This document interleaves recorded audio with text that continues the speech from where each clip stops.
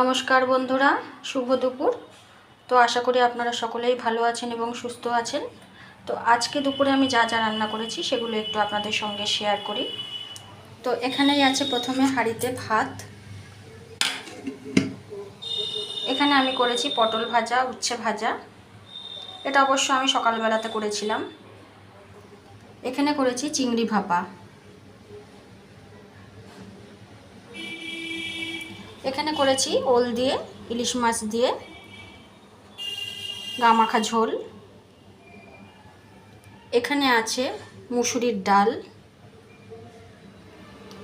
আর সবশেষে আমার এখানে আছে সর্ষে পোস্ত কাতলা। তো আজকে এই ছিল আমার দুপুরের মেনু।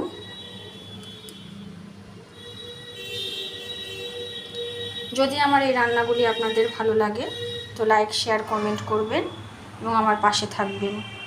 ধন্যবাদ।